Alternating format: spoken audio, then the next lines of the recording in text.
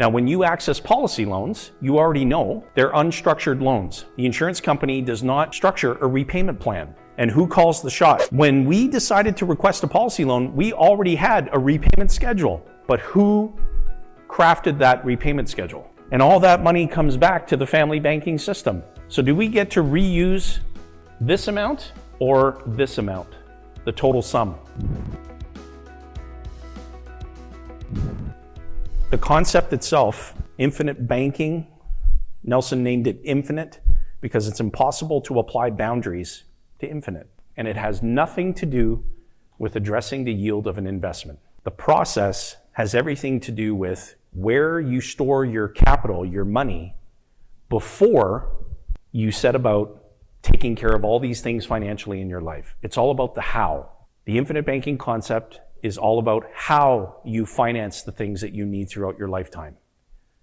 It's not about making a decision between one thing or another. I'm either going to become my own banker or I'm going to invest in real estate. I'm either going to become my own banker or I'm going to invest in Bitcoin. Without controlling the banking function first, you can't get a better rate of return doing anything if you ignore who's controlling that function as it relates to the thing that you want to do. This is a process. It's not a product. You need life insurance contracts as the tool to implement the process. But there's a marked divided line between the products and the process. And without a thorough and deep understanding of how to implement the process, the tool just won't matter to you. And in fact, you may end up breaking it, let alone turn out any good work with it. Now on page 3, the whole idea is to recapture the interest that one is paying to banks and finance companies for the major items that we need during a lifetime, such as automobiles, major appliances, education, homes, investment opportunities, business equipment, etc. So what's the first item on the list? Cars. These 3 vehicles were purchased utilizing policy loans through our family banking system. This Honda Odyssey, this Ford Explorer, this Nissan Altima, and we've repaid our system principal and interest. Now, when you access policy loans, you already know they're unstructured loans. The insurance company does not structure a repayment plan because the insurance company is the administrator of your policy, not the owner. And who calls the shots, the administrator or the owner? The owner. So before we decided to request a policy loan for any of these cars, and we're not talking about the other vehicles that we financed for extended family, there are many of those too. When we decided to request a policy loan, we already had a repayment schedule. But who crafted that repayment schedule? The policy owner. Isn't that good? And all that money comes back to the family banking system. So do we get to reuse this amount or this amount? The total sum. The total sum. Because what was happening to our total cash value every single day that we're driving the car? Keeps going up. So you've got ready access to capital on demand on your terms. You control the repayment schedule. And while you're using the life insurance company's money, your capital is growing uninterrupted every single day. This is a picture of our family dining room and kitchen. And all of these appliances were purchased utilizing the life insurance company's money. So every time the fridge door got opened, every time the oven was used, every time the heating tray was used, what was happening to our capital pool? It was going up. We get to reaccess everything that we put back in, plus more. What's the next item on the list? Education. Thank you. My son attends Vimy Ridge. It's a sports school and academy. He's been playing hockey since he was a fetus. I'm 6'3", he's 13, he's my height. So as a power forward, and they can body check now at age 13, when he plasters somebody through the boards, his coach has to let him know to ease up a little bit. Use your body, but don't be a bulldozer. And he gets to play hockey 3 hours a day, and he loves it. That's the tuition for 2 years, principal and interest, all recaptured back into our system. What's the next item on the list? Homes. This is our family home. You see this sign that went up before the shovel went in the ground? Future home of the Lowe family. Project financed by Lowe's Capital Corp. Infinite banking. And people are driving by. What do you think people were doing? They're grabbing their phone, right?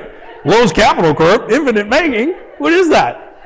And then people who are coming up and down the street while the home's being built. Hey, what's this infinite banking? Have you read this book? Block parties are a little bit different in my neighborhood.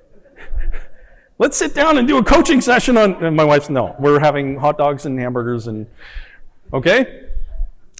Now, this is our family home, and right next door, we had a home built for my sister-in-law and brother-in-law. Guess where the capital came from to finance these projects? The life insurance company. And what's happening to our pool of capital every single day? It's going up. Isn't that good? Now, did we get enough of an aquarium of capital built up that we could borrow against? Did that fill up overnight? No. We're 14 years into our journey. Do we live in a society that thinks about a 14-year journey as, oh, wow, that's really fast? Or do we live in a society that prefers instant gratification? Instant gratification. In the early 1980s, when inflation skyrocketed, Nelson found himself in $500,000 of mortgage debt. He was a very active real estate investor. All the financial gurus at that time, and still to this day, they espouse all the advantages of using other people's money and creating leverage. How many of you have ever seen an advertisement for a real estate seminar that indicates the topic is going to be all about what happens when inflation skyrockets and interest rates go the other way? It's never been advertised. Nelson had a joint venture partner at the time. He was a very prominent lawyer. Nelson had borrowed the money for these real estate investment opportunities at about 8%. He wasn't expecting to pay 23, 24%. What do you think that created in the way of feelings for him in that moment? He was under immense pressure, and he didn't know the way forward. He didn't know how he was going to get himself out of that mess. His joint venture partner and him got together, and they said, look, we've got options. We can file an assignment in bankruptcy. And someone suggested, well, why don't you guys just sell the properties? And Nelson said, what fool is going to buy this real estate from me when they got to go borrow at more than 21.5%? So Nelson's joint venture partner did file for bankruptcy. Now, these projects, we've got joint and several liability. So did the banks just say, we're going to go ahead and slice that debt in half. Nelson, you take care of your half. Not a chance. You owe the whole amount. What Nelson didn't realize is he had the solution to the problem right in front of him. He had already accumulated a number of dividend-paying participating whole life insurance contracts. He already had an aquarium of capital. He didn't think about the problem in the way that the book describes the solution. The problem is never the problem. The problem is how you think about the problem. So Nelson thought about the problem and then came to the realization that the solution was right there in front of him. He could borrow capital from the life insurance companies at 8%, take care of the snakes and dragons at 23, 24%, not file for bankruptcy, come through on the other end, owning the real estate, still having all the cash flow, and a bigger aquarium of capital, and a fairly substantial amount of death benefit, including the death benefit that he had on his joint venture partner. Years down the road, that joint venture partner died, long after the joint venture relationship ended. The joint venture partner died. That lawyer passed away. Nelson had a policy loan balance on that contract of about $48,000 at the time that that lawyer passed away. The death benefit was $250,000. He got a check from the insurance company for $202,000. He asked a question: did that erase a lot of mistakes that I made financially in the past? And you know how much tax he paid on that $202,000 windfall? 0. It took him 13 years. 13 years to get rid of the snakes and dragons, as he referred to them as. And then him and his wife, Mary, never saw a conventional bank for anything other than the convenience of debit for the rest of Nelson's lifetime, which was about 26 years after. What a peaceful, stress-free way of life it is when you get the bankers out of your life. My first experience in getting rid of the bank, in April of 2008, you could still get 40-year amortizations on a mortgage for your principal residence. So my wife, Rebecca, and I thought, yes, this is awesome. And then remember, in July of that same year, in 2008, so April of 08, we moved into our principal residence. July of 08 is my first exposure to this process. Prior to July, I thought, this is awesome. We got a low payment, a low rate, and a 40-year repayment schedule. Love it. Because what do most Canadians do every 3.5 years? You refinance, or you upgrade, or you downgrade, but you kickstart the cycle all over again. The interest is front-end loaded in the mortgage, right? So every 3.5 years, you're restarting the whole front-end loaded operation again. And you're making the wheels of the real estate business and the banking business turn in that order. And the bankers are getting really wealthy, making a good living off of your activity. It took us 7 years to get rid of the bank. 7. 33 years ahead of schedule. How we doing? Was I seeking instant gratification? Nelson could have got instant gratification in his scenario. He could have filed for bankruptcy. Stress, gone. Anxiety, gone. Pressure, gone. Instantly gratified. He chose to go about it differently. So did we. The bank's gone 33 years ahead of schedule. The first person I call, take a wild guess, because both my parents are gone. Who's the first person I call? Nelson. Nelson, I'm so excited. He's like, are you having an ecstasy fit? I said, no. I said, I'm so excited. The bank is gone. He said, don't celebrate too quick. You signed on for a 40-year amortization schedule. You need to honor that original loan schedule. Always complete the original loan schedule. So the $1,892 a month that we were sending to someone else's bank, guess where it's going every single month since that 7th year when we waved goodbye to the bank? Back to our system. If we chose not to do that, if I would have said, hey, Nelson, thank you for reminding me of the importance of being an honest banker and finishing the original loan schedule, but I'm going to choose not to do that because I'm the banker. I call the shots. What do you think would have happened to my expenses in very short order? Would they have gone up? Yeah. And then what would have happened to what was once a luxury now becomes a necessity? So my lifestyle would have changed. I would have went and bought a bunch of crap to impress people who don't give a crap anyway. Right? And so think about this as it relates to your implementation of the process and what stage you're at. Because your brain's going to fight you on instant gratification. You will become impatient. If you want a perfect, sharp example of that, go to Walmart later today, find the longest line that you can find, and you got one item in your hand to cash out. And then I want you to take out your iPhone and hit the stopwatch, put your phone in your back pocket, and pick it back up when you're frustrated. It'll be less than a minute. I promise you. You need to stay the course because you're going to need to use some money throughout the rest of your lifetime. The more time that your policies have in force, the more efficient they get. We're living proof. When Nelson passed away, prior to him passing, his family banking system had 48 insurance contracts in the system. 48. 17 of those contracts were on his life. When he passed away, the insurance company wrote 17 death benefit checks.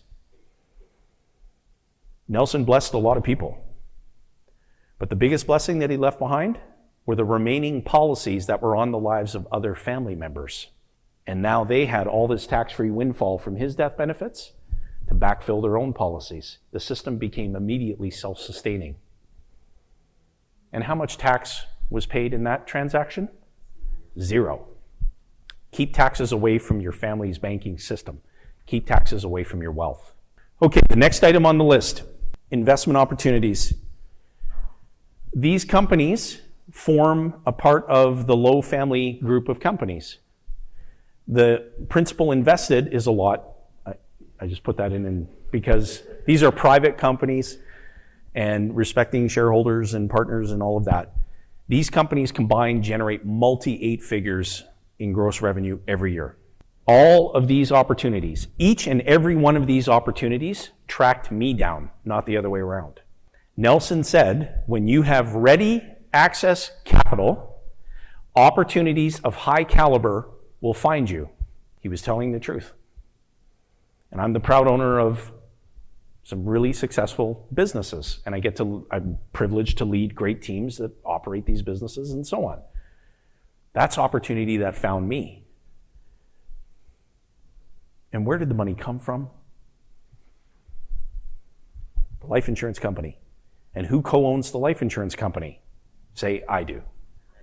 Right? Because you're all policy owners. Business equipment. Okay, this is a picture of Jonathan in one of our Canada Prep and Ship warehouses. This is all product that's being shipped across the border to Amazon distribution centers for American consumers who love Canadian products that they can't buy in the US.